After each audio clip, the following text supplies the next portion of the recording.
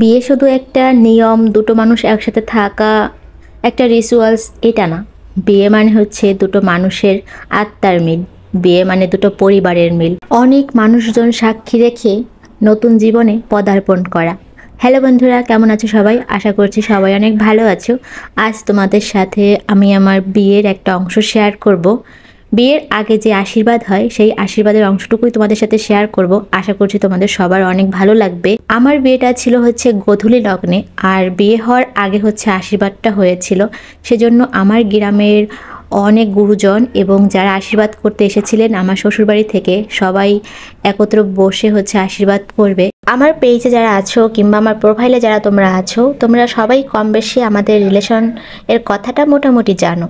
আমাদের রিলেশনটা ছিল 8 বছরের, আর সে কিন্তু আমার স্কুল লাইফের বন্ধু। যদিও আমার কলেজ লাইফে এসে প্রথম তার সাথে হচ্ছে রিলেশনশিপে আসা হয়, আর এর আগে পরে তারও কোনো গার্লফ্রেন্ড ছিল না, আমারও কোনো বয়ফ্রেন্ড ছিল না।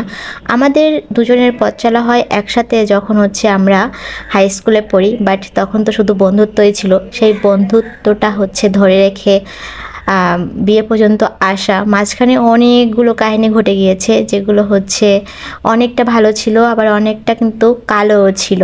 যে কালো অধ্যায়গুলো আমরা একসাথে পার করেছি। আর এই বিয়ে পর্যন্ত আসার ক্ষেত্রে আমার থেকে তার ভূমিকা অনেক বেশি ছিল, কারণ সে বেকার ছিল। তার বেকার অবস্থায় তার ফ্যামিলি রাজি করানোটা ছোট আপ ছিল। শুধুমাত্র আমার কথা ভেবে তার ফ্যামিলিকে সে বুঝিয়ে সুঝিয়ে রাজি করেছে। আর আমার শাশুড়ি মা আমাদের অনেক হেল্প করেছে, কারণ আমার শাশুড়ি মা যদি হেল্প না করতো তাহলে এই বিয়েটা কখনোই হতো না। যতই খারাপ সময় আসুক না কেন, তার এই অবদান আমার জীবনে কখনোই ভুলবো না। যাই হোক, যখন আমি ভয়েস দিই তখন আমি এক টপিক থেকে আর এক টপিকে চলে যাই, যেটা আমার খুবই বাজে একটা অভ্যাস। আমার দাদুরা, আমার সিনিয়র সবাই আমার শ্বশুরবাড়ি থেকে চলে আসলো এবং আমাকে আশীর্বাদ করতে। আমার একটাই আফসোস ছিল যে গোধূলিতে বিয়ে, আমি ভালো কোনো ছবি তুলতে পারবো না, আর আমার সাথে কিন্তু সেটাই হলো। এই বিয়ের সব থেকে বড় আফসোস, বিয়েটা গোধূলিতে হওয়ায় আশীর্বাদ হলো তার আগে, আর আশীর্বাদের পরপরই হচ্ছে বর চলে আসলো। না কোনো ভালো ছবি হলো না কিছু, বাট অনেক মজা হয়েছে, যেটা বলার বাহিরে। যখন ছবি দেখেছি তখন আফসোস করেছি যে সেরকম কোনো ভালো ছবি নেই। আমার বাবা আমাদের বাড়িটা অনেক সুন্দর করে সাজিয়েছিল, যেটা হচ্ছে আমার ছবি তোলার জন্য অনেক বেশি সুন্দর ছিল, কিন্তু সেভাবে ছবি তুলতেই পারিনি। আমার রেডি হওয়ার পরপরই হচ্ছে আমাকে আশীর্বাদ করার জন্য দাদুরা চলে আসলো, আর যখন হচ্ছে আশীর্বাদ করা হলো তার পরপরই হচ্ছে বর চলে আসলো। এই দুটো কারণ পরপর হওয়ায় কিন্তু আমি সেভাবে ছবি তুলতে পারিনি। পোজ দিয়ে ঘরের বাইরে বের হয়ে আমার বাবা কিন্তু খাবার জায়গা থেকে শুরু করে যাবতীয় জায়গা অনেক সুন্দর করে বাড়িতে সাজিয়েছিল, যেটা আমি আর কি মানে খুব আফসোস করি পরবর্তীতে যে আমি ভালো ছবি তুলতে পারলাম না কেন। যাই হোক, ছবি তোলা তো কোনো বিষয় না। আমার দাদুরা আমাকে ভালোবেসে অনেক অনেক উপহার দিল, যেটা হচ্ছে আশীর্বাদী উপহার। আর এখানে কিন্তু যাদের দেখতে পাচ্ছ সবাই আমার দাদু হয়। আমার দাদুরা না থাকলে আমাদের বিয়েটা এত সুন্দরভাবে হতোই না। আমার জন কয়েক দাদুরা আমাদের অনেক হেল্প করেছে এবং আমাদের কথা তারা বুঝেছে। আমাদের মতো ছোট মানুষ, তাদের কথাও যে এত দামি হতে পারে তা তারাই মাত্র মানে বলেছে।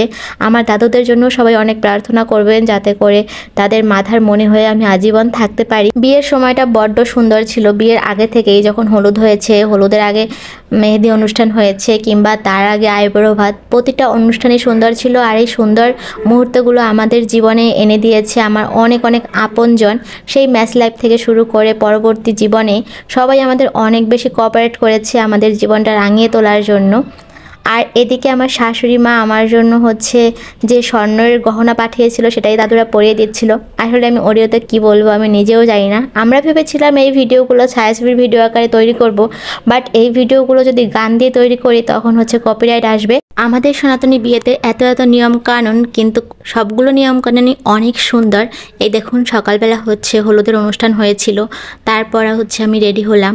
যদিও আমার গেট আপটা আমার কাছে মোটেও ভালো লাগেনি, মেকওভারটা এত বেশি খারাপ লেগেছে আমার নিজের কাছে। আমার বাবা বলেছিল যে মেকআপ করবা ঠিক আছে, বাট বাড়িতে লোক আনবা, মানে গোপালগঞ্জ কিংবা সদরে গিয়ে করতে পারবা না। সেজন্য হচ্ছে অনেক বেশি খারাপ হয়েছিল। যারা এসেছিল তারা মোটেও মন মতো সাজাতে পারেনি। ওদের আমি এত করে বলেছিলাম, আমার যাবতীয় কিছুই সুন্দর ছিল আমার পছন্দ মতন। আমার পছন্দের কালার ছিল হচ্ছে গোলাপি, এখনও গোলাপি কালারই আমার মানে সবসময় পছন্দের। সেজন্য আমার বাবা কিন্তু আমার পছন্দের রঙের শাড়ি এনেছিল, সব কিছুই মোটামুটি সুন্দর ছিল, কিন্তু শহরে আসতে পারিনি, পছন্দের মানুষজনের কাছে সাজতে পারিনি। এই একটাই হচ্ছে আফসোস ছিল। বিয়ের কনেকে তো একটু লাজুক লাজুক থাকতেই হয়, যদিও সবাই আমাকে অনেক বেশি সমাদর করে, আমি জানি। আমার সাথে ফোনেও এর আগে পরে দাদুদের সাথে অনেক কথা হয়েছে, আর সবাই আমাকে ইজি করার জন্য আপ্রাণ চেষ্টাও করতেছিল। বিয়ের সময়টুকু প্রতিটা মেয়ের কাছে অনেক মূল্যবান।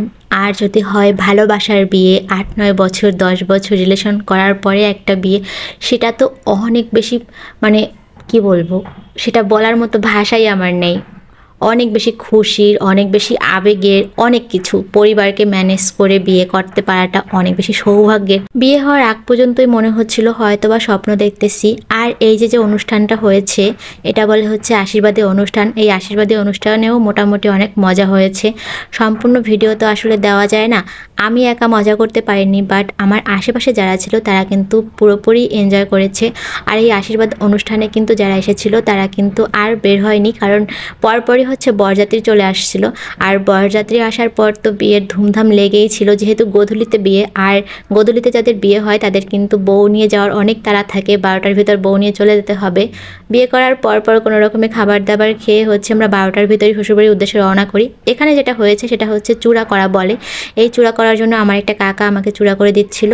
আর এই চূড়া করা অনুষ্ঠানটাও কিন্তু আমাদের বিয়ের একটা অন্যতম অনুষ্ঠান, যদিও প্রায় ভিডিওতেই চূড়া করা বিষয়টা দেখানো হয় না। আজকের আমি এই ছোট্ট ভিডিওটি দেখেছি চূড়া করা এবং আমার আশীর্বাদ অনুষ্ঠান।